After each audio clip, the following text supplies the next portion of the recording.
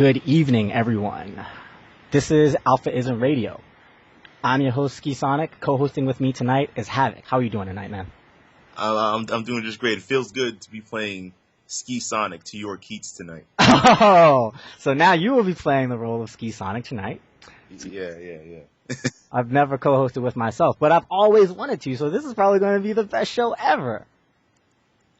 I think it is going to be the best show ever. But yeah, I like it. It's probably the best show ever for a very different reason. We don't do a lot of AlphaISM radios these days, so there's really no point in me, beating around the bush. I should probably get straight to the topic. Tonight, AlphaISM Radio presents its Evil Geniuses interview. We have for you Evil Geniuses' newest recruits, Justin Wong and Martin Fan, and also the executive director of Evil Geniuses, ChibiSquad Garfield. So let me go ahead and thank you guys for being here and say hello to the fans because everybody's listening. Hello. Hey, what's up? Hi, everybody. All right, man. It has been quite a week in Street Fighter. I don't even know where to begin. I don't even know where to begin. Shit. Hold on. I'm sorry. Mute yourself, baby. Yeah. I got it. It's all good. This is live radio, people. Live radio. Things happen. So, yeah. For those that aren't aware, Justin Wong and Martin Fan have left the Empire, and they are now members of Evil Geniuses. This is how much information we have based upon everything up until this weekend. What I want to know is a little bit more, because I've been around the scene for almost as long as Justin, and I've watched Justin's meteoric rise to infamy in video games, and I was there when the Empire came about, and there was just so much controversy, and I want to say mystique, as to what is this, what's going on here, what deal with that, what do these guys do for you? So that's what we're going to try to get into for you guys tonight. So Justin and Marn, because I know we're going to have a hard time getting into the nasty details. How is Evil Geniuses working out for you so far? Justin? You hear me? Yeah, you're good. It's working out pretty good. What is that? We got a little bit of an echo on our end. What? Oh, how's the baby doing in Evil Geniuses? Whoa, that was on your guys' side. Now our guys don't have any babies over here. Alright, well, it's working out pretty good. I've been treated really a lot better. I feel like there's a lot more opportunities for me being in Evil Geniuses, just like the reason why I moved to California, just because I love New York, but the gaming opportunity aspect is really not there in New York. So me moving to California and joining Evil Geniuses, I think it's going to greatly affect my gaming career as a whole. Yeah, well, you definitely have a lot of potential to take this thing very, very far, so I gotta support your decision there. How about you, Marn? You're just coming off the Devastation win, so has the new threads, the Evil Genius, been working out for you? Yeah, because, it's, like I said, everywhere else, basically, it's much easier that I don't have to support myself, and I know I can win, so everything just makes sense to me to be in the Evil Geniuses. Everything's easier, everything's better, and yeah. So tell me what's easier. Do you mean in comparison to your time with the Empire? Is that what you mean by easier? Yeah. Alright, well then, if that's the case, why don't I get, Chibs, are you here? Am I saying that right? Just call me Alex. I'm trying to leave the gamer tag days behind, and everyone's just making fun of me because of my alias. Nah, dude, I totally feel you. I'm trying to separate my personas. So, if you don't know my real name, which will not be announced on the stream, just don't. and you can't find it, right? But Skisonic, hey, Skisonic it up all day. But yeah, you have a good gamer tag, whereas mine is like a combination of like my past life and Dragon Ball Z and like an ex-girlfriend. It's just really everything about it is bad. Everything is just bad all around. I don't have. Go ahead, Av. No, that's rough. That reminds me of the time. I don't know if you remember this when my girl Googled my name, and like she found all this SRK shit. Right. And, like, right. It wasn't fun, man. Yeah. Like, she was like, I gotten like 25th at like final round. She was like, yo, you even do good, yo. I'm like, fuck, man. Yeah, that's the best part. She Googled your name and she wasn't upset or anything. She already knew about games and stuff. She was like, 25th? Hold up, you lost to Beach Hand? Oh, God.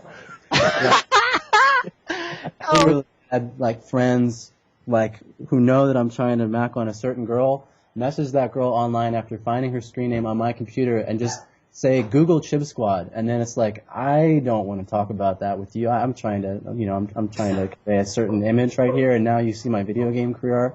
Yeah, you got to ease that in, like 6 to 8 years into the relationship, 6 to 8, right? Well, that's about 10 times as long as my longest relationship, so maybe there's a cause and effect here. But in any case, well, here. Why don't you tell me about Evil Geniuses? Because this show is primarily targeted at people that are frequenting Shoryuken.com, going to Street Fighter tournaments. So we have somewhat of an idea of what the Empire is, but we really don't know too much about Evil Geniuses. So why don't you tell us what your organization is about and what you could do for players like Justin and Marn? My organization is far and away the best professional video game team in North America. I mean, it's really not close. There are other brands in Europe and Asia that have been doing what we've been doing, which I will describe in a second, for just as long, if not longer, than we have. Some of them are brands that some of these people listening to the stream may or may not have heard of, like SK Gaming, like Fnatic, like Mouse Sports, like We Made Fox. These are all professional video game teams in Europe and Asia that do similar things to what we do, which is we support professional gamers. We pay people salaries. We pay for all their travel and expenses so they can go around the world and win prize money. I mean, we are the closest thing, whenever I describe what I do, whether it's to someone who's in the gaming community or, it's a relative who wants to know how I'm paying my rent and stuff like that, I tell them that the closest analogy that I have is New York Yankees, because we don't sell tickets, but the rest of the model is pretty similar. We have player contracts, we trade players, we cut players, we sign players, and we pay players. And the difference is mainly in how the money comes in, and it's mostly in sponsorships and ad revenues and marketing initiatives as opposed to, ticket sales, because we're not quite there yet with pro gaming. These organizations that I've, the brands that I've rattled off have traditionally been focused on PC games more so than console games. That's mainly because a lot of the PC games out there, like StarCraft, Warcraft 3, Counter-Strike, Quake, etc., have had, tournament circuits for 5 or 10 years now that are in some ways, much more evolved than fighting game community, in other ways not. But I have had console teams before. I did have a Halo team before MLG locked everybody down internally to be signed to their company. And I did have a Guitar Hero player for a while, although that's not exactly the same kind of esports game, shall we say. But, that is what Evil Geniuses is. Wow, I'm really surprised that I didn't have to just kind of play games with you for an answer about your organization does. It was like, hey, what do you do? And you were like, here's what we do. And no problem here. I'm surprised. I was expecting to just kind of have to spar with you a bit. One thing that you said that really interested me and intrigued me is how you said we cut players, we trade players, that kind of thing. So what's like your competition, and who might you trade players with, and what's going on there? What other organizations are there? Not to really give anybody any burn, but just to let us know. Not at all. I mean, I'm confident in my brand. I feel that we have, very, very firmly established ourselves as the leading brand in this region.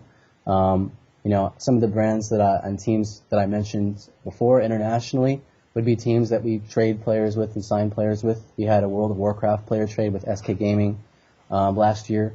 We just actually bought a contract of a player from Fnatic this past weekend, and it's not announced yet, so I can't say who it is. Oh, wow, this is so cool, man!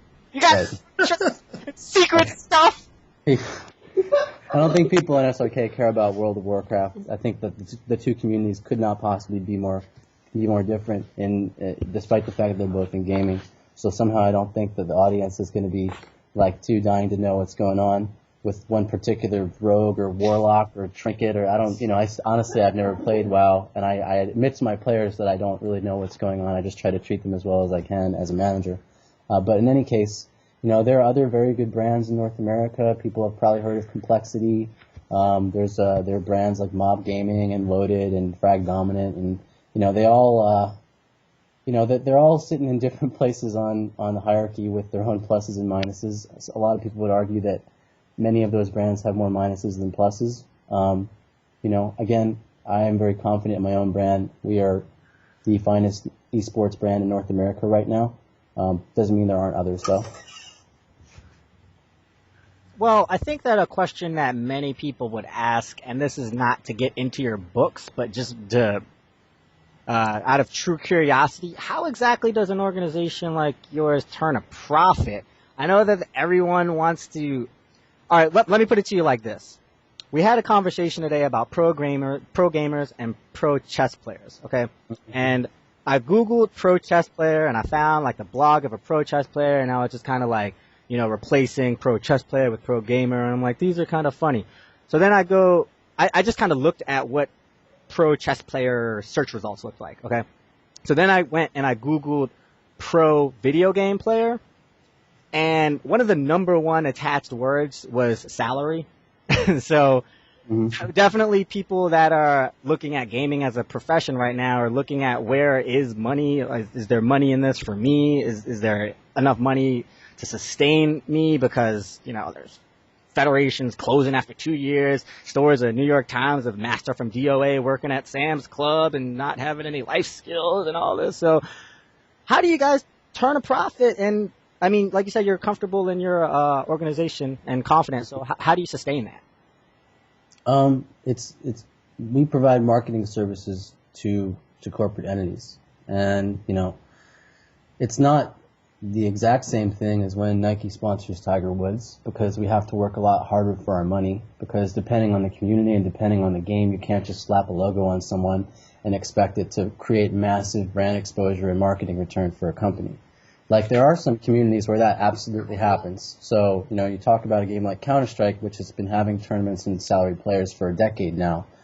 There are so many established websites and spectatorship communities and networks there that there's like an ESPN equivalent there, and you can count on a certain percentage of tournaments having really good streams. So you slap a logo on someone's alias or on their shirt or something like that, it's going to create return for a company. But for the most part, we have to work a lot harder than that because of the way pro gaming and gaming communities are set up. So, the short answer to your question is sponsorships. But, what I sell in a sponsorship package to Intel or to whatever company we're working with is not only, their logo on our shirt, but it's incorporating our players into their marketing materials and incorporating our players into their research and development. And basically everything that you would think a company could do positively with a pro gamer that would result in them selling more products, creating better products, and getting more exposure for their brand overall, in addition to, getting inroads to a community in a really positive way by supporting said community's, favorite celebrity gamer, if you want to put it that way. All of those things provide value to those companies. So my job is showing them that value exists and justifying how $1 that they spend is going to give them value in all those ways and 50 other ways that I have to pitch. So it's all about marketing for the kind of money right now that our model is based off of. It's all about giving companies marketing return for what they spend on us. And if we do our jobs right, a company is going to get a lot more out of Evil Geniuses for every dollar they spend than they would just buying banner ads on a website or buying ads in a magazine. Wow. That very, very extensive, very exhaustive. I like what you have to say. I'm sorry, making all these little underhanded jokes in the chat room, and it is. It's a lot better than the old model, like the underwear gnome. Yeah. That had going on there. So that's good. It makes sense. Thank you. We got a good question coming in from the chat room that follows up off of that. Will the Street Fighter Evil Geniuses players be full-time Street Fighter players now, or will they still have day jobs? And what should tournaments expect to do to get Evil Genius players in attendance? With regards to prize money and that kind of thing. Mm-hmm. Well, I mean, I'll let the players answer your first question, but I'll answer the second question before they answer that, since it's directed towards me. I mean, like, the way we always evaluate tournament attendance is a combination of whether the player wants to go and whether the team wants the player to go. And most of the time, everybody's on the same page. But every once in a while, I get a player requesting to go to a tournament, and I'm, despite the fact that there may be prize money at that tournament, I'm just like, you know what, I don't think this is worth all of our money, and for X and Y and Z reason. And X and Y and Z reason, if I say to a player, I don't think this is worth our money, it's usually because nobody's watching the tournament in some way, shape, or form. So, to answer your question directly, if you have an event that's going on and you can provide good spectatorship opportunities, whether that's, comping a press website representative's flight to make sure they come and cover your event, or paying for someone to come stream the event, or doing the necessary grassroots PR to make sure that you're promoting your event and everybody knows about it, then it's going to, in turn, create value for all the companies like mine who could potentially send a player to that event. Because at the end of the day, based on our financial model, we need to make sure that every tournament we send our players to is giving value to the people who are paying our bills. And it's really as simple as that. So, for certain games, most tournaments are easy decisions because, again, a game like Counter-Strike, there's pretty much some kind of spectatorship, either watching live on Half-Life TV, which is like the spectator client for that game, or watching on a live stream, or dozens and dozens of news websites where I don't even have to ask that question. But sometimes for different games, that question does come up. And it's just like if we send a player to a tournament, and that tournament, whether it's $5,000 or $10,000 in prize money, if nobody ever hears about it, then it's kind of like, well, how is that giving value to the people who are paying the bills? Now, theoretically, if there was a tournament with like a ridiculous amount of prize money that was just so high that we couldn't ignore it, even if it had, no marketing value at all, then we would still send our players. But rarely I've never seen that happen before. Like usually, if people are rounding up a lot of prize money, they're also putting a lot of effort into making sure that people can watch their tournament. So. All right. So right. The first part of that one was, I guess you said you wanted to target that one for Justin and Marn. Justin, Marnito, Justin first. Are you planning on being full time with video games now? And do you have a job as it is? Because if you don't, then you're full time anyway.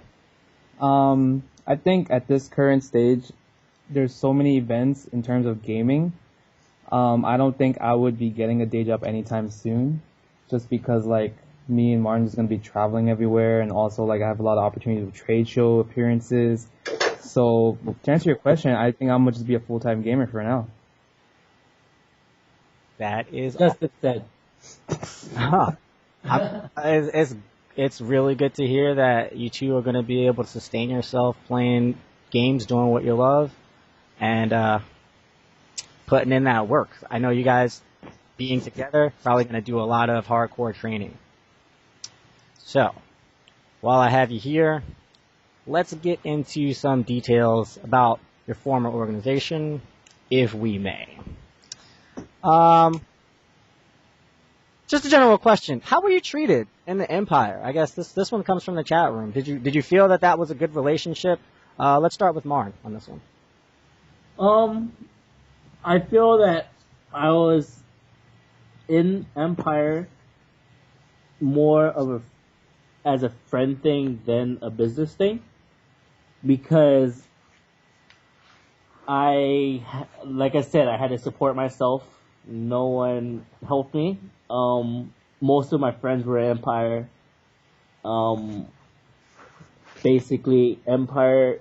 I mean, I love the Empire. They were really all good people, but in the end, it's more about business and not friendship because it wasn't getting me anywhere. Okay. Justin, you were in the Empire for about 8 years, so I suppose that it was, you would say a pleasurable relationship for the time that you were in it, for the most part. I think this is the exact same thing like Martin says. Like it's mainly like a friend thing. Like majority of people that knows me in real life, they know me as like one of the nicest people that they ever met. And like I'm always the type that like helps people. Like I don't care like who I team up in team tournaments, because it's all like a friend, peace and love type of thing. But I think at this point, I feel like, I'm 24 years old. I'm getting kind of old, and Man, come on! What? Oh, I'm sorry. He's like 29. But I'm at that point where like video games is basically my one and only thing of like main income because I don't feel like trying to get like a whole 9-to-5 day job or anything like that. So I'd rather do what I love to do is basically play video games for a living. But it's just really hard if you're just friends, and because it's really hard to get any work done when you're just friends. So I feel like this is the perfect opportunity for me at this time to just move on and like step my game up and even level up and beyond that. I can understand that completely. Speaking of friends, do you miss Peter? Huh? Do you miss him? Peter who? Oh! Oh man. Oh, okay. We'll I miss just Bartlett though. I love Bartlett. All right. Well, Bartlett's probably listening. So, I guess was it a hard decision for you then, leaving the Empire? To me, it sounds like after you weighed your options, it just seemed natural. Yeah, it was. It was like, oh, left Empire. Hey, EG, what's up? That's basically what happened. All right. Well, you got signed first, Marn. So once you were signed, did you start telling Justin like, hey man, it's pretty cool over here. Like I really think that this is an organization that might work for you as well. Was it Justin that saw you, or somewhere in between there? Well, Justin was climbing Mount Fuji for a month, so It's not vacation, dude. People are asking about your vacation, but I've been telling them you were climbing Mount Fuji. You hit a rough patch. You were in the hospital for a little while, but you're cool. Just what was it? Just a few sprains, right? You're cool. Yeah, because Amofine told me that he climbed Mount Fuji, and he told me it was the coolest experience ever. So I'm like, damn, I want to do it too. So I just ran it back. I'm like, all right, I want to be the second Street Fighter gamer that kind of. And yeah, that's what I did. Wow, you just ran it back. All right, that's what's up. Yeah, go ahead. Yeah.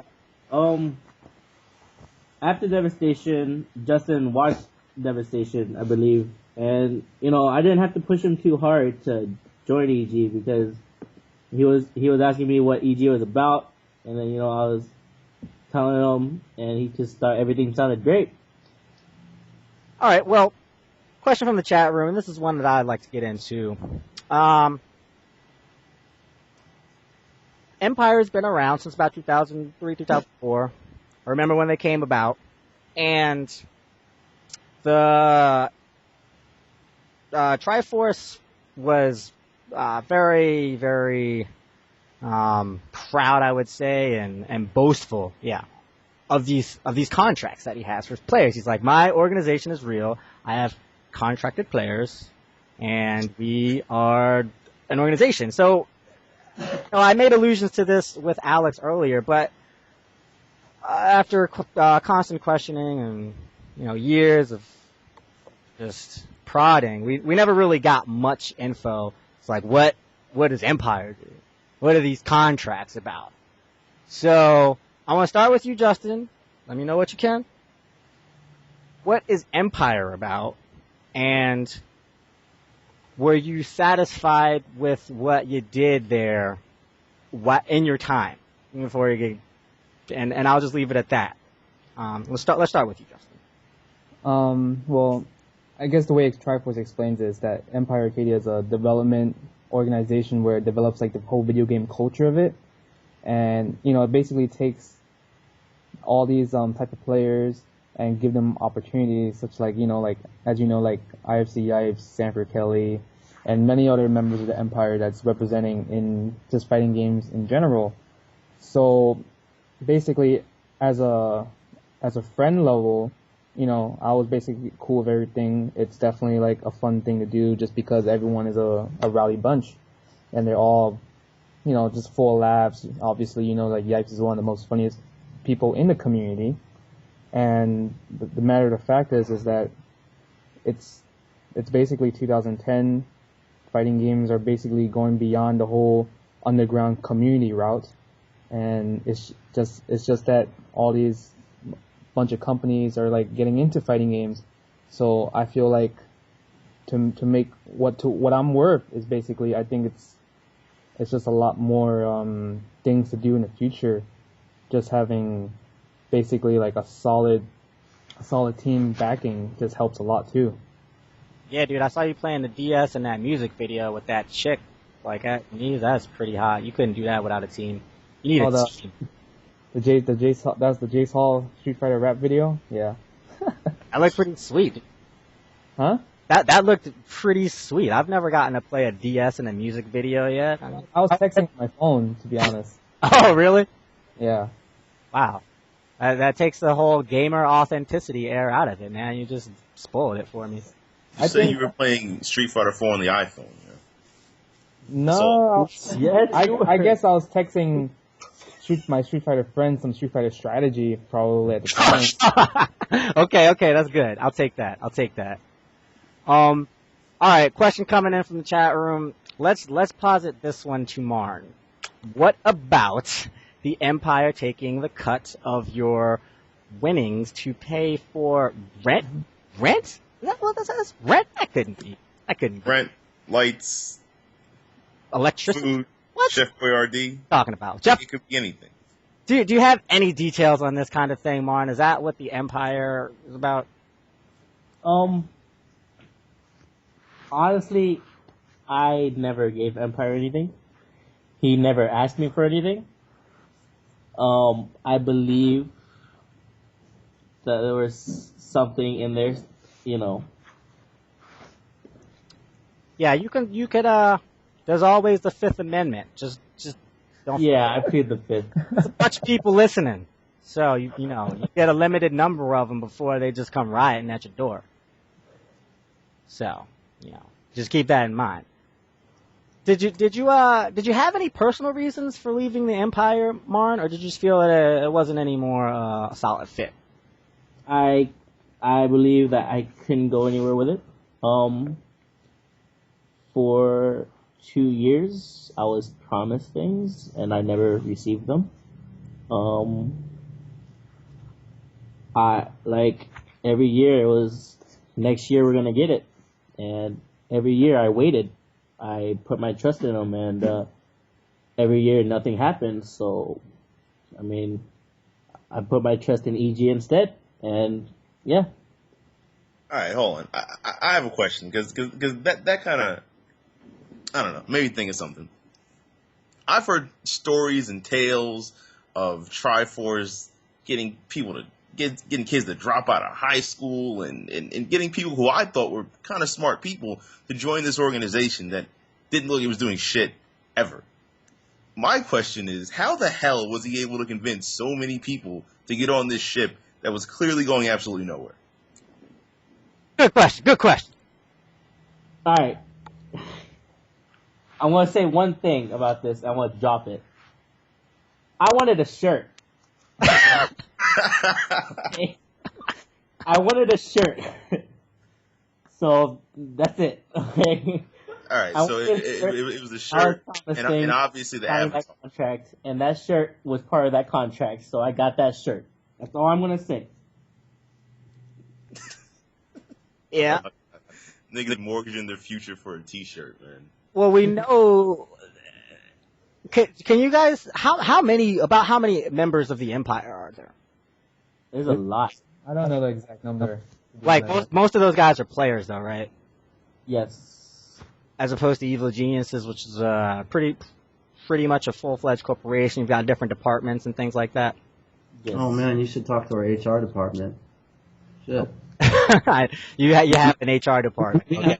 We have around 40 pro gamers, and then we have a management staff of around 15 people that handles every aspect of everything that they do, so they don't have to do it. Okay. So that's the ratio. So it's roughly 65-70% gamers, and the rest are management people.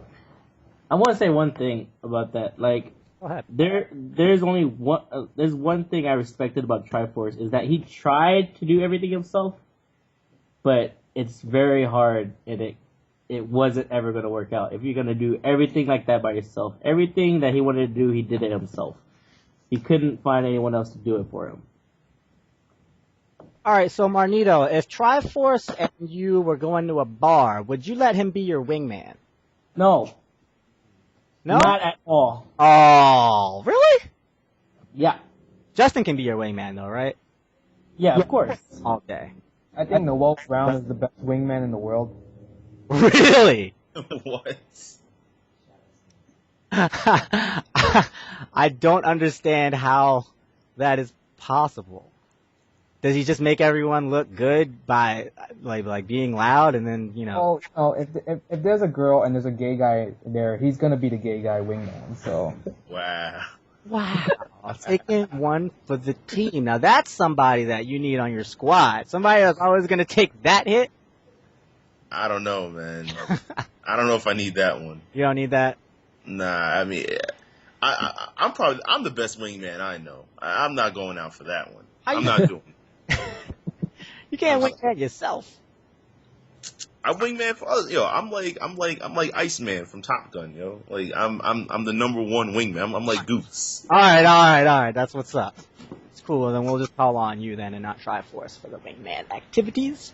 Got a question coming from the chat room. Are these contracts actual legal documents written up by a lawyer? Alex, I'm gonna assume yours would be a yes. Hi. Yeah. Are you asking about EG contracts? Yeah. Are they real?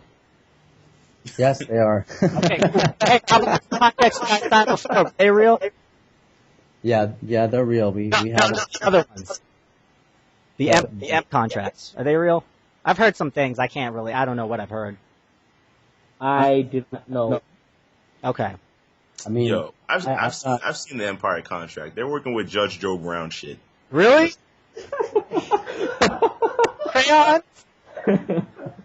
Crayons and Sharpies? Yo, it's Look.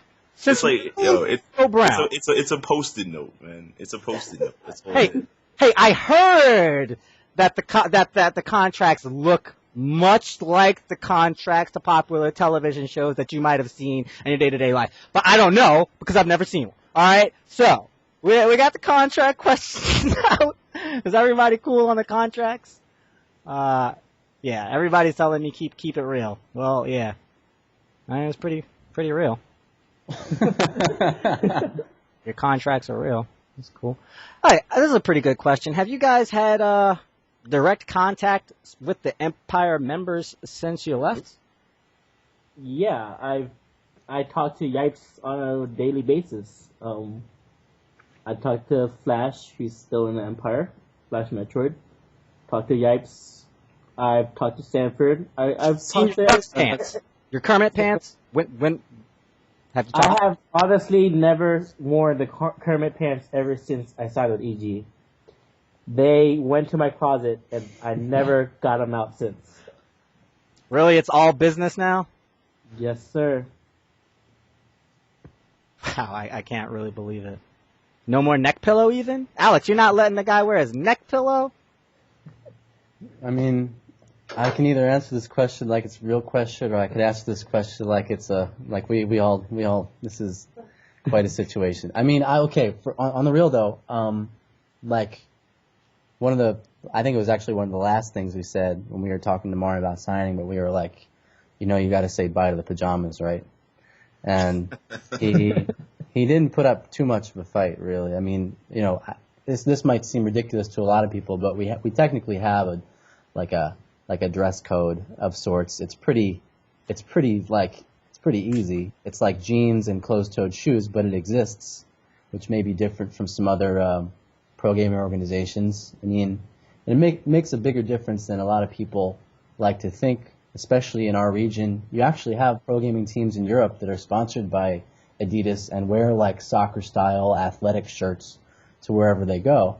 And, in my opinion, for the most part, it looks ridiculous, and nobody would ever buy that, like, in terms of, like, accept that image in North America. Oh, yeah, like, I'm pro gamer number 13. I got the Wong jersey on or something. Right. Exactly. Like, you have, like, the 3 stripes down your sleeve, and it's, like, synthetic material and the whole 9 yards. And I've seen kids on those teams who show up to tournaments and they're wearing, like, khaki pants and, like, some kind of, lame shoe, and they're putting the athletic jersey on. It just doesn't work. It's not any kind of image that's going to help anybody who's interested in seeing pro gaming grow in any way whatsoever.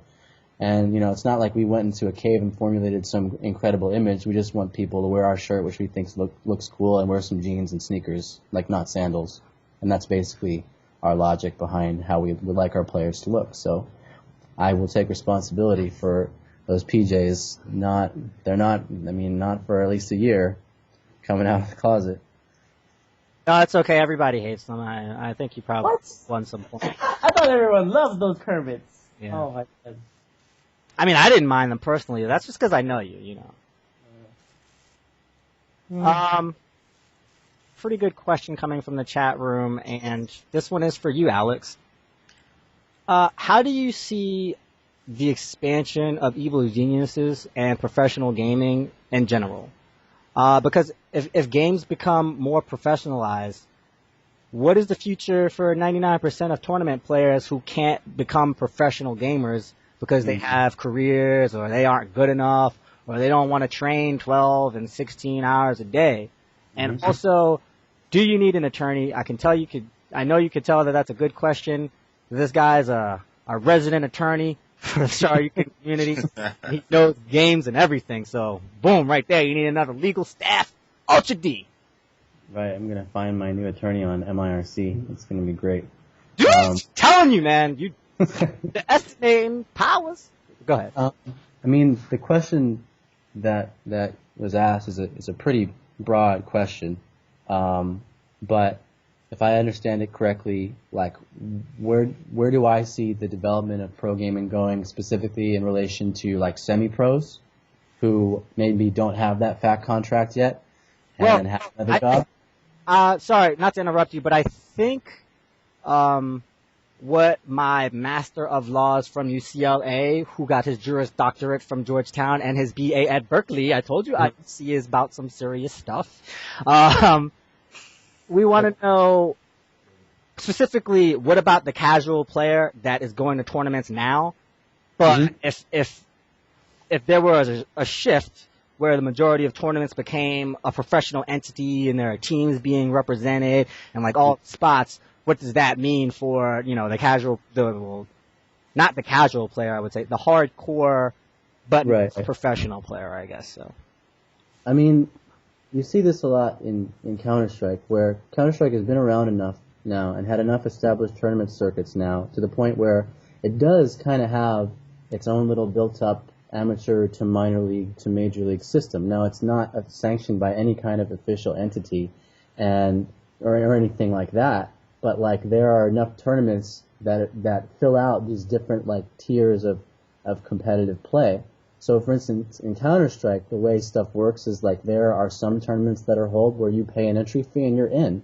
And your first round match, you may be playing one of the best teams in the world, but you paid your entry fee and you get to compete. And if you can get yourself there, then you're in. Like there are other tournaments that are invite only, or they're qualification based, or they're like Olympic style or World Cup style and stuff like that. So you need to go through qualifying structures to get there. But for example, like the way that for a while a CS player would get noticed they would start like playing online from their home for free, and then eventually they would go to some smaller tournament in the area, and get noticed and then get picked up by a better team who was playing in a better division of an online league, and then eventually like work their way up to being on a team that had a big enough sponsor that they wouldn't have to pay their way to a tournament, and then eventually beyond that get signed to an even better team that would also pay them a salary. I mean, you know, that's working your way up in pro gaming. And I don't really see that as being any different with any other game unless there's an exception to it. And, you know, an example of an exception would be what MLG has done with Halo, where they've literally completely locked the game down so that, I mean, when I look at Halo, I don't even look at any other tournaments aside from MLG tournaments as being relevant, although I'm sure that there are many smaller ones. Like, MLG has such lockdown on that game, to their credit, that nobody else can come in with any serious dollars and throw money at a big Halo tournament. Whereas with Counter-Strike, for example, for a while, like, you had 5, 6, 7 different big event brands with pretty big prize money that allowed for people to kind of go up in tiers in this way. That's kind of how I see any other community going, and that's the route that I would see, you know, someone taking from being an amateur or a hardcore gamer who wasn't a pro gamer to becoming a pro gamer. I mean, I don't think it's really any different from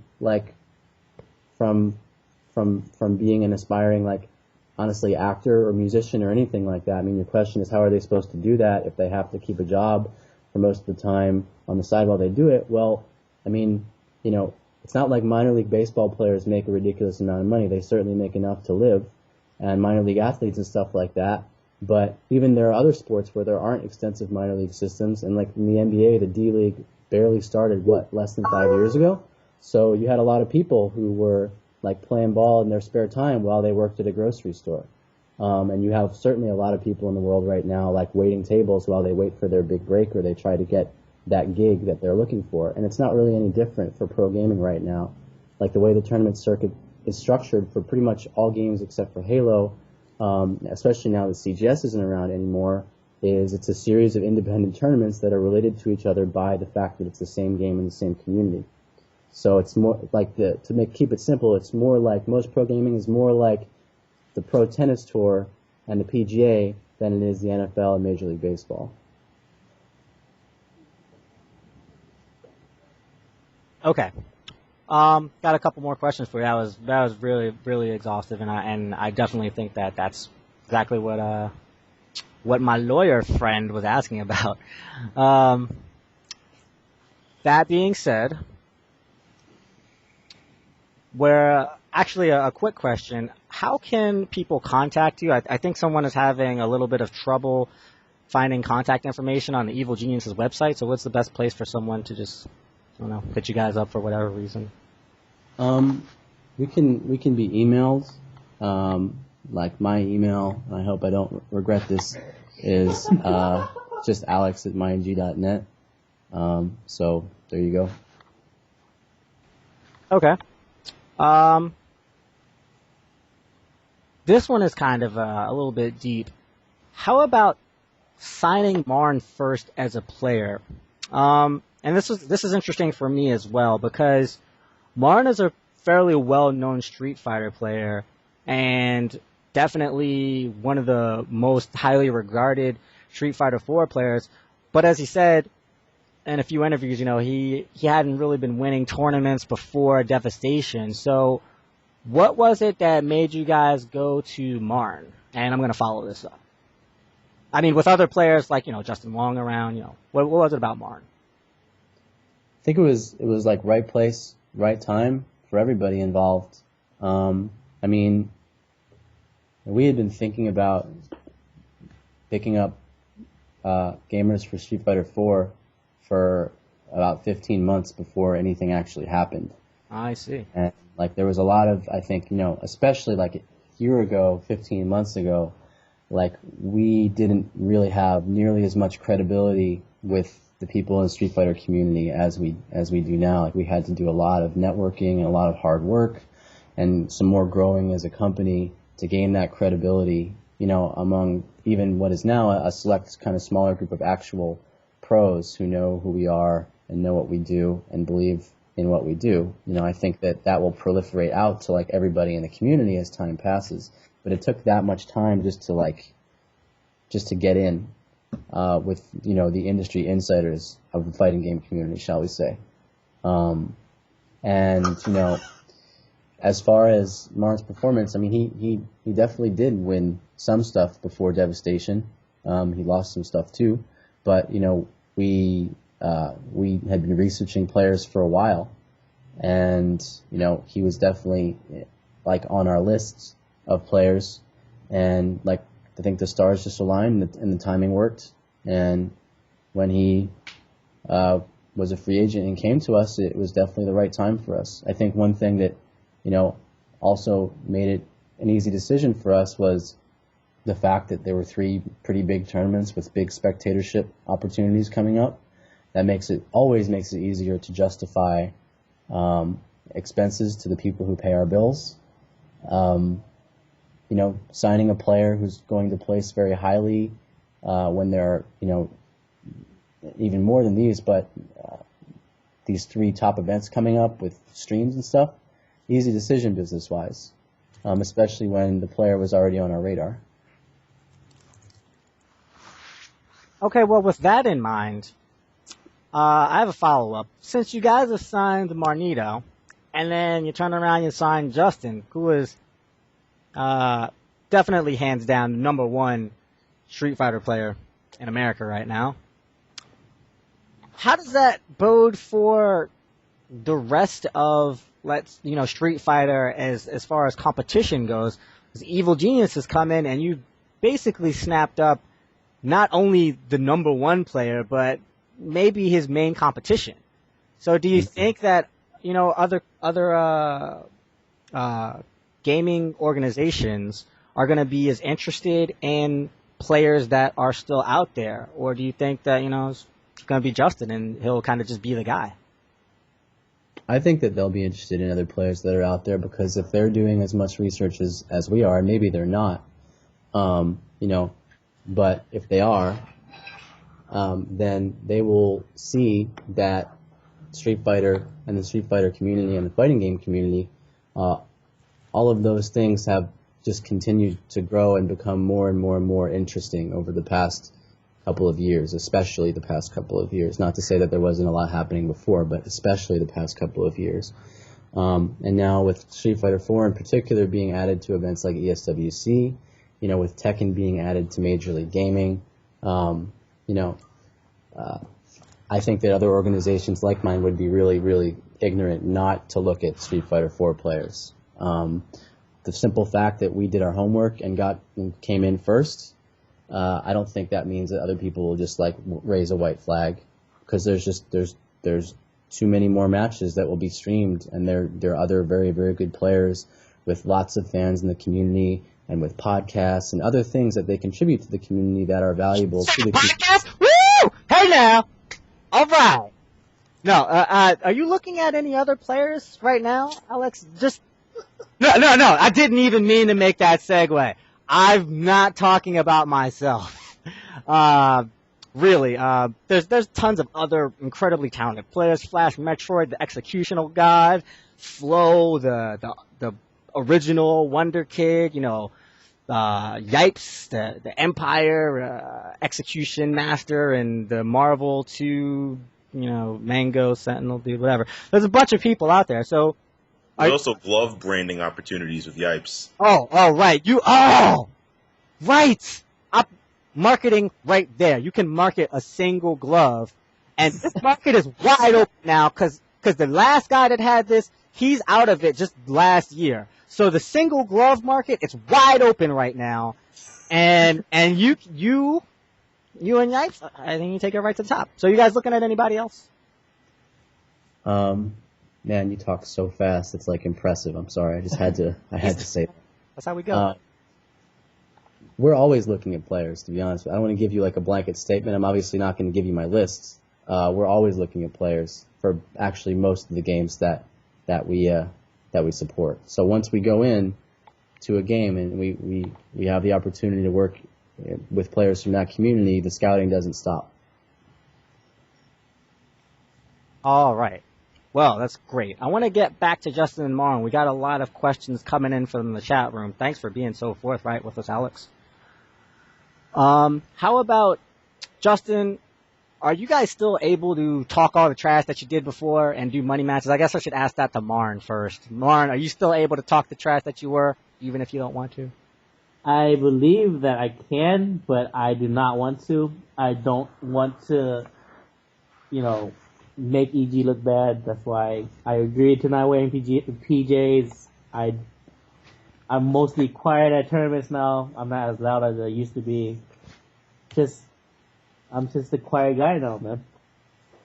He's maturing. Yeah. Oh, that's... Like, I went from 12 years old to 13 in like 2 days. Yeah. One of those days was his birthday, so. Nice. All right. I'm glad to see you growing up now, Marn. I think we have a couple more questions about the Empire, if we could. Nope, those aren't good questions. Number one benefit from being in the Empire. Justin first. I think the number one benefit of being Empire is probably the player base. They have a lot of strong players that basically just you can grind it and practice a lot with. Very good. Marn? Got my shirt. Yes! Well, also all the friends there, they're all good people. They're fun to be around. I sometimes I went to New York just to hang out with them, not even for a tournament, just to be around them. Guy Sanford, all of them are nice people. All right, I gotta ask this question twice. Justin, can you respond? What do you have to say about the comment that is recorded on video, where Triforce says to you, Justin, if you don't win, the rest still doesn't stop? When did he say that? I don't know. It was in a King of Chinatown trailer. I don't even know what they're talking about. I actually don't remember that comment, but everyone knows that whenever I play a tournament, I always try to do my best, no matter what kind of pressure that's on me. It's basically, it comes down to how well can I perform at this tournament. Are you still planning to do money matches in the future like you have in the past? I don't think I've been in a money match for a really long time, just because of the fact that no one wants to money match me anymore, so probably not. What if somebody wants to take you on this year at EVO? There's a couple hundred people listening. I'm sure somebody is game. I know one guy, Steve H, that guy will play you for money in Tiddlywinks, man. I think that was back in the day, in the whole CVS 2 days, he played me for money. I remember I came down to that random MD event, and we played like a 3-game, like we played Marvel Low Tier for money, Third Strike for money, CVS 2 for money. He's a mad man. But I think now, since I'm with Evil Geniuses, I will probably not do money matches. Alright, that's cool. Damn, son. Yeah, no illicit gambling. Well, that's cool. Yeah. Your composition notebook is retired. I give it to everyone else that wants the money matches, like Flash Metro. I know he wants money matches, or Puerto Rican Balrog. He loves money matches. So everyone can money match all the other top players in Street Fighter 4. Yeah, there's definitely just a huge base of players now for people to get money matches in, and you don't have to take the mandatory, well, if I don't play Justin, I'm a punk, but if I do, then I'm going to lose $20 or whatever, so nobody has to worry about that anymore. It's cool. How do you feel about taking on Daigo at EVO this year? I know you're not going to get to play him at this ESWC tournament. That is happening, people, we think. That's the only details we have. That was a question, so. How are you feeling about Daigo? I'm actually pretty excited, just because Super Street Fighter 4 has been out the same time as in Japan, so I think America has a good chance of taking it this year in general, and I just love Ultra 2 of Rufus, and the fact that he can't throw fireballs at me just basically tells me I have a bigger chance of winning. Okay. How about the rest of the competition at ESWC? Like, what is it, Luffy, the French Rose player, took out Daigo at a tournament, and Takedo. Any of those guys impress you or worry you at all? I think Luffy is pretty impressive just because like he's really patient, but I think since I live in America, we have more console characters experience. So I'm not really afraid of Luffy at all. I think if anything, he might just get mauled. Ooh, so you're gonna rush him down, huh? Yeah. Alright, well, abrupt change of topics. If you could see one player assigned to Evil Geniuses, and this is amongst any player, it doesn't even have to be Empire, so nobody's trying to start any forest fires. But, if one person, and, if one person and you're allowed to answer this question, who would it be? Can I go first? Oh yeah, go for it, Marn. And can I say 2 players? I hope one of them's Flash Metroid. Yeah. Well, Alright. one's Flash. Flash Metroid hopes one of them is Flash Metroid. I'm just speaking for him. And the other one is Ricky Ortiz because, yeah, they're all the same level as friendship to me. So I didn't want it to say one and the other one aim me like right now and go, yo, why didn't you say my name? And, so I had to say both Flash and Ricky if it were possible. Sounds like there's some hungry players. How about you, Justin? One of the guys that I guess wasn't mentioned. To be honest, I would probably pick Ricky Ortiz. Just the fact is that He was just mentioned, yo! I know, but I think it's Ricky because everyone used to call him the Justin Wong of West Coast, and I feel like we both play the same. We both have really good synergy in terms of like working as a team. Ah, that's good. Team aspect there. It's important. So how about, do you sense any, I would say, budding rivalry with your former organization? Would you have like, I don't know, there's talk of like a team tournament or some type of format, like an exhibition of an EG versus EMP, something like that? Is there ever a possibility of something like that going down? I think there's always going to be rivalries just because like even when I was in Empire, we all knew about the whole Justin Wong versus Sanford Kelly rivalry. So I think the rivalry would just be even bigger now. So perhaps West. Oh yeah, this is a question for you. Who do you rep now, Justin? I'm saying though, you was on East Coast, and we were like, yo, we got East Coast Wong forever, we're good. And it's Hollywood Wong now, man. It's Hollywood Wong. You are Hollywood Wong now, but now you're EG Wong. Do you think that gaming and Street Fighter? We're talking about Street Fighter. Do you think Street Fighter needs to move beyond the East Coast, West Coast, Biggie, Tupac, Valle, Eddie Lee, Choi, Arturo? Do we need to move beyond this and have like organizations like EG and that kind of thing to take it to the next level? Or are you still holding it down for Hollywood or New York or whatever? I don't know. Well, I play for Evil Geniuses, and I think that having more like organizations picking up players will just make the game even better. It will have better rivalries, and it will also just make it more exciting and taken more seriously also. All right. So Evil Geniuses as it is now, and SoCal for life. Marn, you're loving just moving out to California. You just made it out there recently, and now that's your place of residency, huh? Yeah, I love it. Everything's great. Oh, okay. The weather's great. Hey, but if you want to put like a whole coast versus coast rivalry, I would think if there was a 5-on-5 and I am excluded from it, I think West Coast will win over East Coast. Oh, really? In Street Fighter 4? Yo, finally we got a pop off. I like that. Oh, yes, somebody's on blast. We could have a 5v5, East Coast, West Coast, and Justin Wong's prediction is that West Coast would win. How do you feel about that East Coast stand-up? Why don't you guys just get back to us on the forums? Sanford Kelly, I bet you're listening. So, Justin, will your Evil Geniuses contract prevent you from getting, like, say, Mad Cats or something as a possible sponsorship? Question from the audience. I'll answer that question. No. All right. No. Justin, Marn, how long do you guys think that you'll be, I guess, trying to do it up with video games and signing on Evil Genius is a pretty vague question. How long do you guys think you'll be doing this? Until they cut me. Yes! I like it. That's why I'm trying to practice every day. I'm doing everything I can to not get cut or traded. Because I don't want to go to complexity. Real talk. All right, more pop-offs.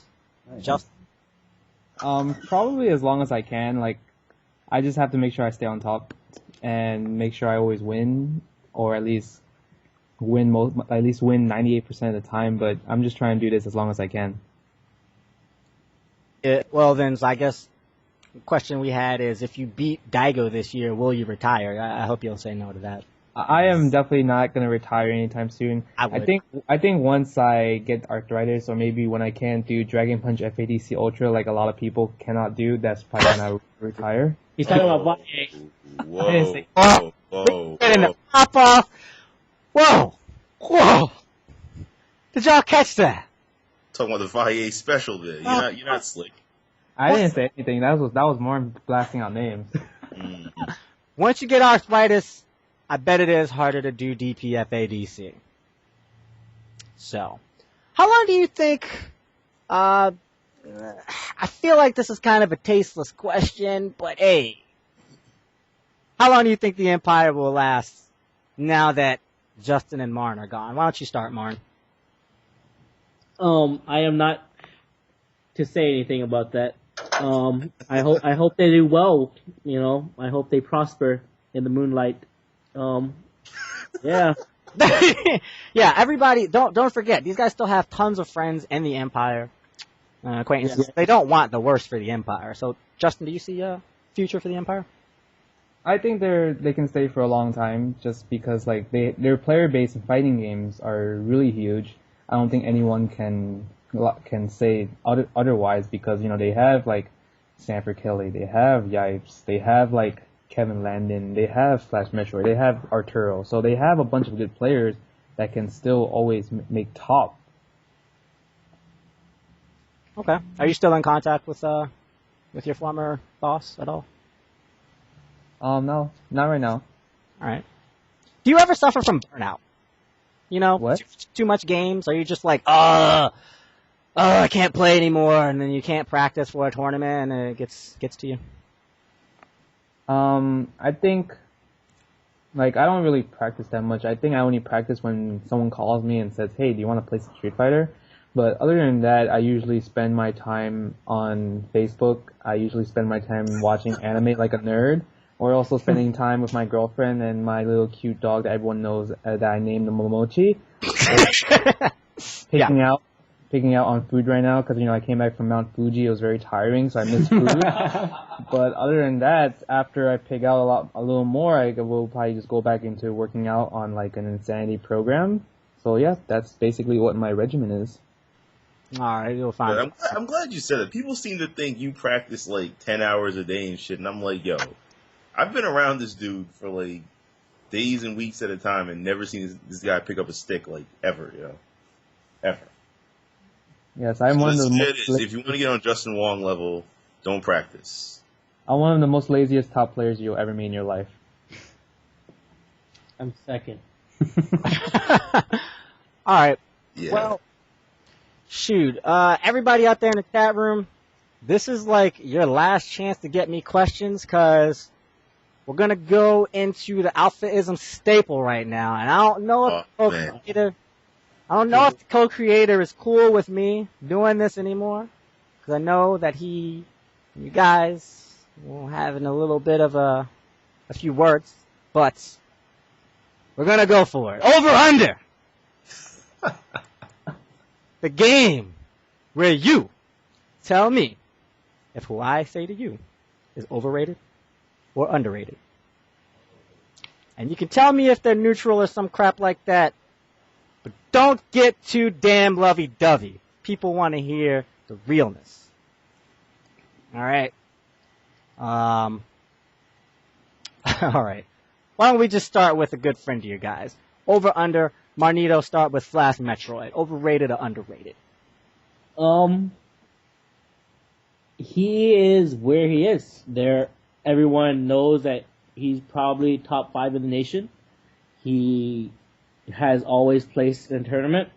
I don't remember the last time he got under top 3, except last year at EVO when he got demoned 8 times in a row. Oh, I saw that. Yo, there's a picture of his face, and he's just like, what? Whoa, what?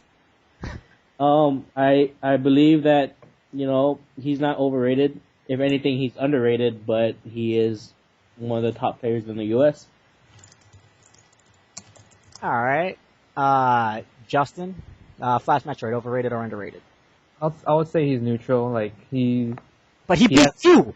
That's what I'm saying. I think he's neutral because everyone knows that he put me in a loser's bracket, and everyone knows that he was basically winning all the tournaments in like the East Coast.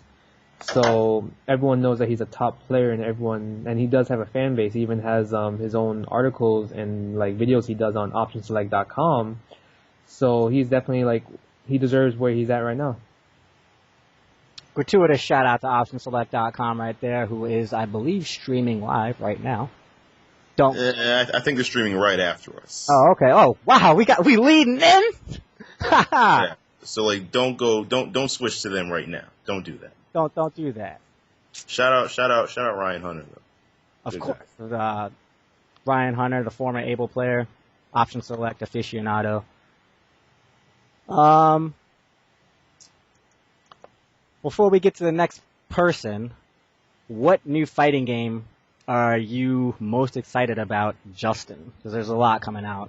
And then I think you can guess which one I'm probably wanting to play or wanting to be the best at. Have you gotten any time with that just yet? Did you get to betas? No, I didn't because I was playing Mount Fuji. Oh, damn.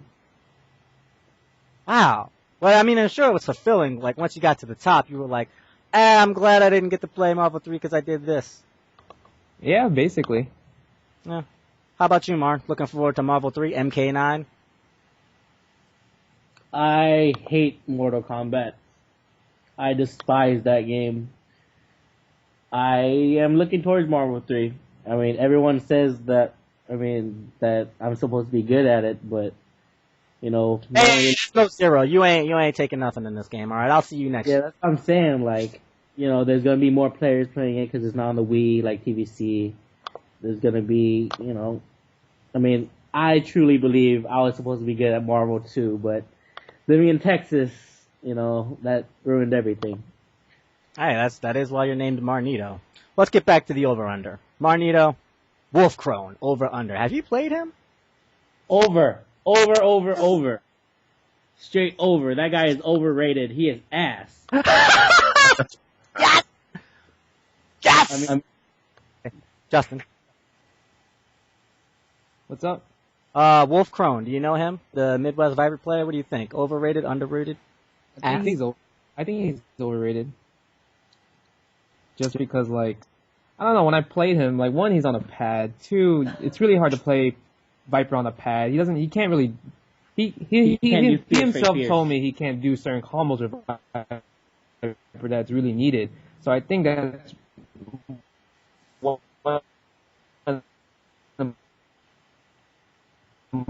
himself just because he plays on the pad. I think he's definitely overrated. Okay. We lost a little bit of the end of that, but basically you got overrated and pretty fair reasons. Limited player. And he's probably still fairly new and inexperienced. I'm sure you guys would agree. He's not underrated. He's sure. good. Yeah. Well, yeah, I don't think we would, for anyone listening, don't take it the wrong way. The words are what they mean. If you're overrated, you can still be good. And if you're underrated, you can still be good. So don't get too salty. If you're overrated, you're just overrated and come see these guys. And show them why you're not overrated. We don't want to get to that guy yet. How about Arturo Sanchez? Starting with you, Justin. The East game god. Let's see. I think Arturo is definitely overrated just because he talks a lot of smack about how he owns a lot of people, but when it comes down to it, he just chokes under pressure. For example, he lost to Pat Long at ECT. You go ahead. And I think that when he's not being like the cocky person he is on IRC, I think he becomes a good player. But other than that, I don't think he's underrated. I definitely think he's overrated just because like he just talks and complains about character armor too much. Yeah, I'm kind of getting that one. Everybody needs to get off the damn, Abel is so, oh my god. What Yeah. about that one, Havoc? I feel people have no idea how to fight Abel, and they just get salty. And like people saying like Abel's the best in the game, like that's just nonsense. Like Abel still loses the Geef, still loses the Cammy, loses the Fei Long, loses to Rufus, loses to Chun, like loses to Akuma, like every other character that's like really really good, Abel loses to him pretty much. Like I think Abel's still really good though. I think Abel's top. I think he's top tier. But like best in the game, no, not at all. And people complaining about Breathless, like yo, like just go to train mode for like 5 minutes, you'll be all right. Hey, Justin, who do you think is number one in the game? And how do you think about Abel and the overall tier list? I don't think I think there's too many characters to say they're top. Like this character is number one, this character is number two, or at least top five. I could name a bunch of characters that could potentially be top five, but I think as the best character, I would probably just say off of my opinion, I would probably just say Rufus and then Balrog, either those two. Okay, good choices. Marn? Rufus, Abel. Yeah, me too. All right, cool. Japanese players. How about we go with Shiro? I'm sure you guys both saw a little bit of play with him, even though it hasn't been recently. Overrated, underrated. Justin Wong, tell me about Shiro. I haven't seen him play Super, but I seen him play Vanilla Street Fighter 4, and then what I can say is that I think he's definitely overrated. Just because that I don't know, I guess he's Pringles to Rufus or something, but I seen Marn just whip him 10 straight, and I think he's definitely, if he's supposed to be as like the best, one of the best Abel in the world, he should know how to fight his bad matchups. Yeah. Dang, Marn. Hit him 21. Shiro's free to you, Marn?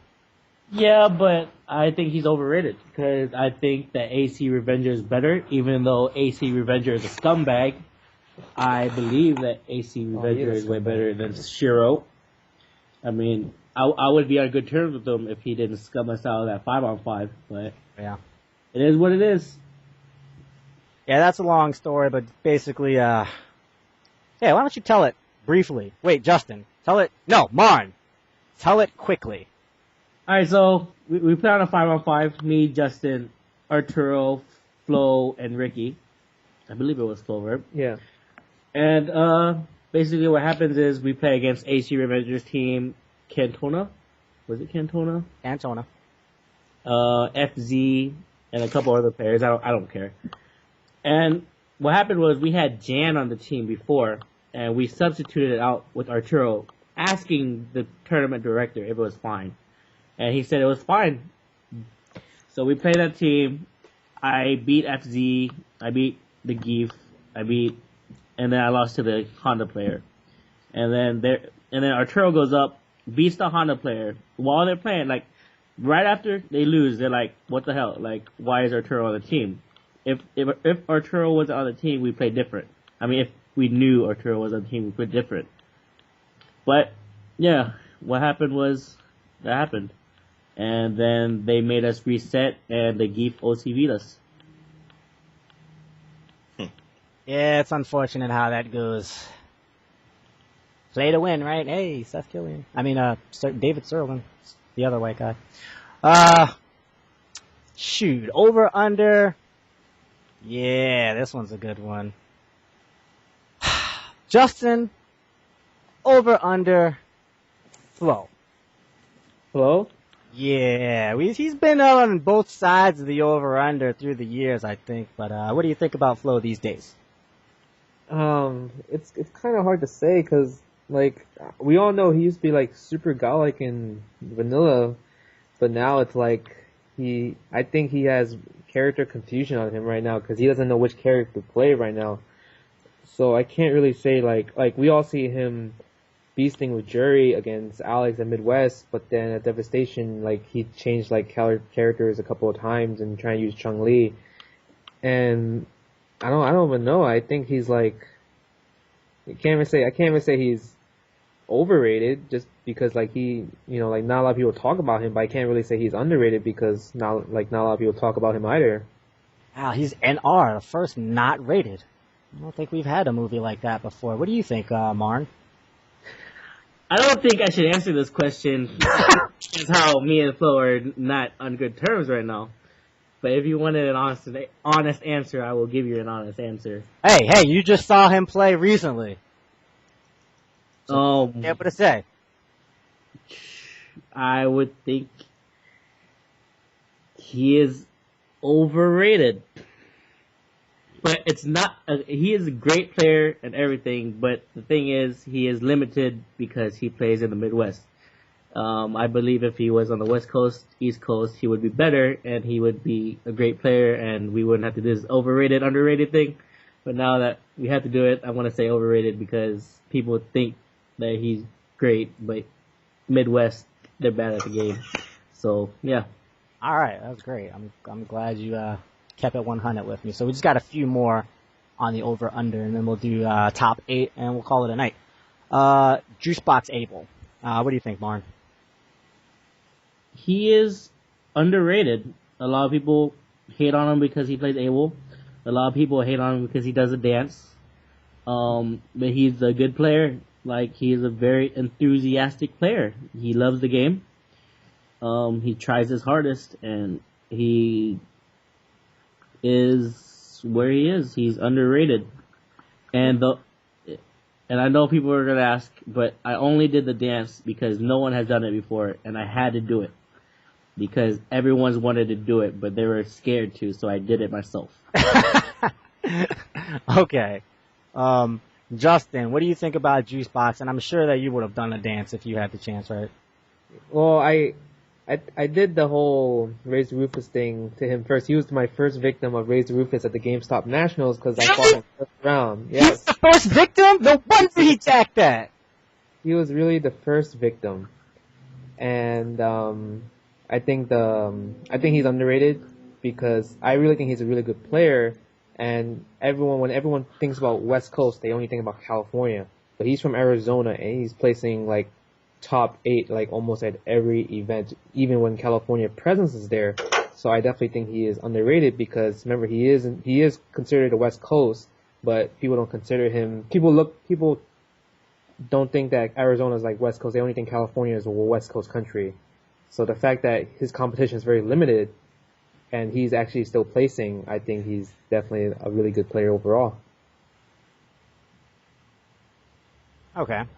Overrated, underrated. Empire Arcadia. Marnito, start. What do you mean by Empire Arcadia? As a business, their players? What do you want from me? As a business, they're low tier. Everyone knows that. Overrated. Yeah. Okay. Next. So how about as a player organization or whatever? They are great. They have Sanford Kelly. They have Yipes. They have Dominion. They have a lot of great players. And I believe they're underrated, or they're at where they are because they're great players, and it's not bad to overrate them because they deserve their, respect, I guess. Okay. You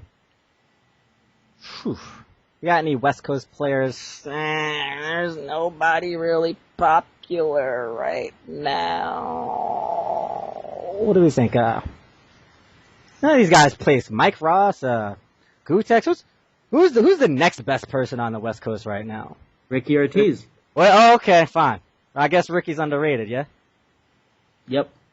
Because nobody knows. Yep. There's a lot of underrated West Coast players. Yeah. Just tell me who do you think is underrated since you've moved out there. I would say Ricky. I would say Shiza, Online Tony, Hugo 101, Tatsu. Like the list is really big. Like there's a lot of godlike players that not a lot of people know about, and they only enter California tournaments.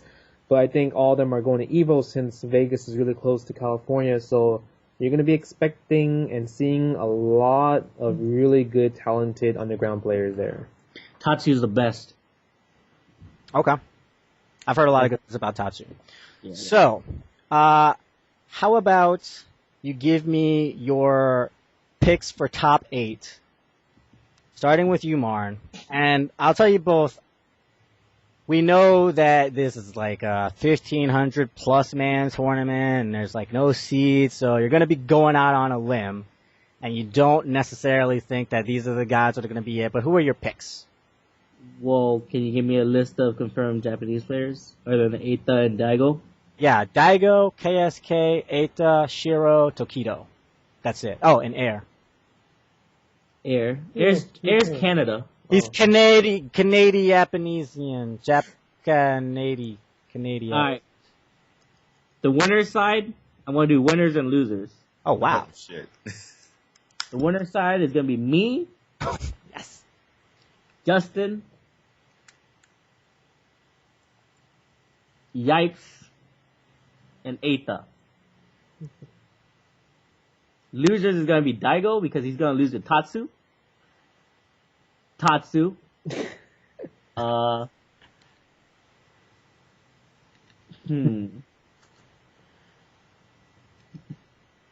Sanford Kelly, over under. Oh, I broke it in on you there, combo breaker. Sanford Kelly, over under. He's overrated. He's done. He's not getting top 8 either. Hold on. Let me finish my top 8. Go ahead. I think Ricky is gonna make losers and Flash Metroid. Okay. So no Daigo? Daigo is losers. Oh, okay. Oh, who's putting him in losers, Justin? No, he said Tatsu. I said Tatsu is gonna put Daigo in losers. Oh, really? With Vegas? Yo, Tatsu's godlike, though. Shout out Tatsu. He's godlike. Wow, all these PS3 warriors know something that I do not know. But Tatsu is going to lose to Arturo Sanchez randomly. Oh, I could see that. Get out lamed. Not ready for the lameness. And Marn, before we go on to Justin with his last ones, over under Alex Valle, the Peruvian prince. Oh, that's me? That's you, Marn. He's where he is. Arthritis? I mean, that stops him from being the best, I guess. It's just, I mean, to beat me, I go random, so, you know, I'm a little random myself. And, you know, I think random players are the shit. So, he is underrated. But also where he is. So, yeah. Yeah, he's a pretty good player, pretty well respected, but hey, you can't be dropping them combos, right? Justin, we got those same 3 questions for you. Overrated or underrated Sanford Kelly? Overrated or underrated Alex Valle, the Peruvian prince? And your top 8 for Evo, your picks. I think Sanford is where he's at, just because like he's been winning all the East Coast tournaments after I moved to California, so like everyone knows him, and he has a fan base now because of his character selections. Just because, you know, every tournament he almost picks a different character, so I definitely think he basically deserves the credit he is as a good player right now. I think Alex Valle is probably overrated, just because like he's been doing good for the community as like a teacher, a professor, what you call it, with his whole Wednesday fight nights tutorials. But I think as a player, I think he talks a little way too much about how good he is, and how if he practiced for this tournament, he would win the tournament, because, you know, he makes it sound like I would practice 24/7, when I think majority of people that are around me, or even my roommate James Chen can contest that I don't practice at all. Wow. Yes, that is wow. Okay. I know you don't practice, and James Chen is gonna confirm that for you. So we got Valle on blast, we got Sanford on blast, everybody's on blast. That's great. And your top 8 picks, Justin? My top 8 picks are, I don't know. I didn't know the list of Japanese players coming. I just know Daigo and Aita were the only confirmed ones because they won the ticket from Australia/France. Yeah, that's what I'm hearing. Nobody's actually, I mean, as far as EVO's concerned, none of these people have confirmed, but what I'm hearing from Japan is those players that I mentioned. Okay, well, I will only use Daigo and Aita because I know that they're the only two that's confirmed with confirmed tickets, but the other Japanese players I will not put in also, if that's okay. Fair enough. I think, I don't know who's in winners or losers, just because since there's no seeds, anyone can play anyone. I can play Daigo first round, or, I can play Marn first round, or depending on how the format is, I will just give you a list of who I think top 8 would be. I think it would be myself. I think it would be Daigo, Marn, Flash. That's 4, and some West Coast players. I would probably say some wild cards would be Online Tony, Ricky Ortiz.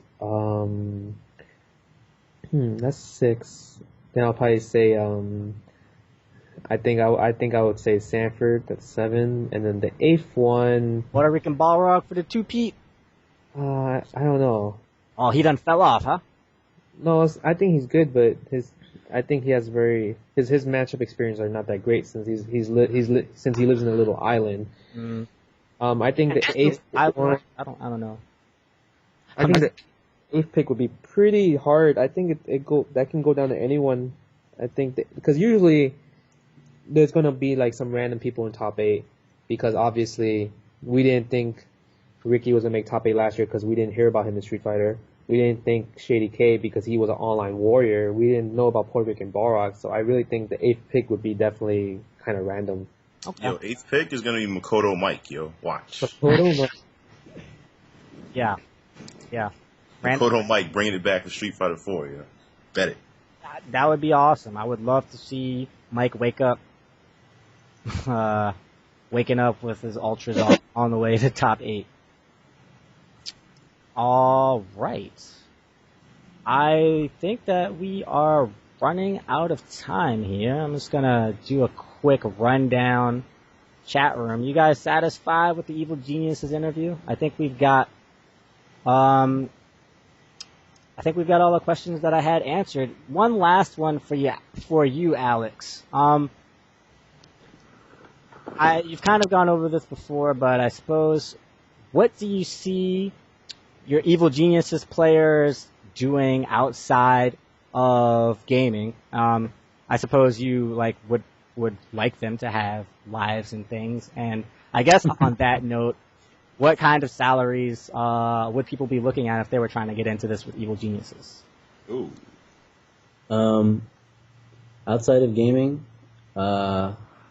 exercise, eat healthy, keep an active social life, right? Because you'll play better, among many other reasons. I don't give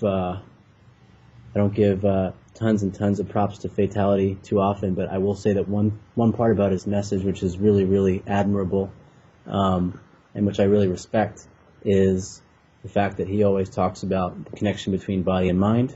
Healthy body equals healthy mind. I think that's a really, really good thing to live by. So, we've had a couple people who've been in EG for a while who've actually just completely redefined their lives in a number of ways just by living by healthy principles and stuff like that. So it's not like we can enforce it, but when you create a mentality like that in a group that's kind of like a family, it tends to catch on. So, we like everybody to keep their bodies healthy, keep their minds healthy, and stay socially active and stuff. And then as far as salaries go and living wages and stuff like that, really depends on the game. Every game has, a different community, a different scale of spectatorship, and then therefore has a different market behind it, because if you have a game that has a community of 3 to 4 million people, then advertisers want to get in on that, and they're getting more exposure, so they're paying more. And it's really as simple as that. So it's not like an instant thing, but it's certainly no exaggeration when people are like, well, if you grow a community and you really work as a community to grow a community, people eventually benefit as a group. Obviously, that's not going to happen in a month, but if whatever community doubles or triples in size over a year as a result of a lot of people's hard work, then the companies coming in, giving players offers like mine are going to have more money to spend because they're going to have better metrics to report. So that's my answer. Okay. Thanks a lot. And thanks for coming on AlphaISM and representing Evil Genius and just answering all of my questions. It is really great to meet you over Skype. We'll probably meet up sometime. Yeah, you guys too. Thank you very, very much for having me. Definitely. And Marn and Justin, starting with you, Marn, do you have any comments for anybody out there that might be looking at Empire? Would you recommend anything? And your last comments, just as far as your joining Evil Genius and your future in gaming and everything. What do you mean by looking into Empire? Let's say that I was a gamer and, like, you know, Triforce was coming to me with a contract and he was like, yo, I know I just lost my top 2 players and all, but I'm saying I need some more people and all, right? And yo, you're pretty good and I got this contract, so you should sign this. And then I was like, yo, I don't know, maybe I should talk to somebody who's been in the Empire before. Maybe I should go seek out, like, Marn. Hey. Ask him for a shirt, man. Make sure you get a shirt. Other than that, I mean, Empire, like, it's not dead yet. I mean, I'm not saying yet as in, like, it's going to die, you know. I'm saying it's not, you know, it's not completely gone. It's still doing its things, like the weekly tournaments. I mean, I would look into something else, to be honest. But, I mean, what can I say? I don't know. Yeah, and before you move on, Justin, same question. I think it depends on the situation. I would say if you're like basically like a top player, I would just say just look out for different options, and if not, you know, like you can obviously depend on you have a good training regimen with Empire. If you join Empire, you can be really good in Street Fighter because basically there are a lot of players that went from 0 to a hero. That's true. That's definitely true. So, I just want to get your final words. Marn, do you have anything to say to everyone that hates you, or everyone that doesn't hate you, or anybody that's like interested in Evil Geniuses, or whatever is the last things you want to say to everybody listening? I mean... Hey, I just don't hate Marn. He's pretty awesome. Go ahead. I know people have hated me for the things I've done in the past, you know, my past life. But, I mean, everything has changed. I don't, you know, I went to 12 to 13 in a day. You know, don't wear PJs to tournaments. You know, make yourself look better. I mean, I'm trying to lose weight. I've lost like 19 pounds so far. You know, there's nothing much I can say. People have their opinions about me. They can say whatever they want. But I love everyone who loves me. I love them all. Just add me on Facebook. Nice. Justin, same question. Any final words for everyone out there? Before Justin caps off the interview, I just wanted to do the mandatory plug to everybody who supports EG. Oh, yeah, let them know. So just, you know, thank you to Intel and SteelSeries who just made a really, really cool console headset that they announced at E3, Kingston Gigabyte, MSI Notebook, and Bigfoot Networks. These are all companies that make us supporting Justin and Marn possible, so thank you to them. And then, you know, for people who might want to get to know me a little better, I will be at EVO Saturday and Sunday. I will be the somewhat small-looking white guy standing next to the whole crew. So, you know, you can always come up and say hi to me, or email me, but I'm not going to drop my email again because I'm a little bit wary of it. So you guys have the email earlier in the stream. You can come up and say hi, and I'll give the floor back to Justin. I would like to thank all the people that donated to my France ticket while I was climbing Mount Fuji. So I felt that was very appreciated. And since I joined Evil Geniuses, they are basically paying back everyone that has donated. So thank you to everyone that donated because without you guys, it wouldn't be possible at first for me to be going to ESWC while I was climbing Mount Fuji where there is no internet connection and my phone does not work there. It's a bitch up there on Mountain Fuji, man. Yes, and I would like to thank Evo Geniuses for giving me the opportunity for basically just doing it big and, like Havoc said, Hollywood Wong and stuff, right? And I would like to thank everyone that's basically supporting fighting game communities and also just gaming in general. All right. Well, I think that's going to do it for us here on AlphaISM Radio. I know it's been a while since we put one of these up, but this was the perfect occasion. And I'm really glad to do it. So thanks to Marn for his idea. Definitely. This was definitely Marn's idea. So if you hated Marn and you listen to this, then you owe him one. Thanks to Justin for coming on. Thank you, Alex, for letting your new players come on, and thanks to your gracious staff for helping facilitate and coordinate this for me. That was really great how that went along. And thanks, HAV, for helping me out here with co-hosting, because I definitely can't do it all by myself. No problem. Yes, and of course... Did you forget to push the record button again? Nah, I got the record automated now, so we're good. Good, everybody. Yeah, we'll definitely put the recording up for this tomorrow morning. And this has been another AlphaISM Radio. Look for the return of AlphaISM Radio after Evo. I got a lot of ideas that I'll have, so it's going to be pretty sweet. Level Up is streaming Evo, and I should be there, so check me out. See everyone at Evo, and if you don't, definitely watch the stream. We'll see everyone that you heard on the stream tonight. That's AlphaISM Radio. And definitely thanks, Alex. You were sweet with the questions and everything. I know that nobody that was listening really knows too much about Evil Geniuses, and you gave us a really great explanation, so thanks. Good. Thank you. All right. Well, I guess I'll see y'all at Evo. All right, see you there. All right, people. Get that gold stick. Yeah. Did you see this shit? The gold stick? No, Google is making a Facebook. Yes, I'm down. What? Google me. Yeah, Google me. Yes. It's gonna be sick. Yes. All right, everybody. See y'all at Evo. Good night. Bye. Bye. Later.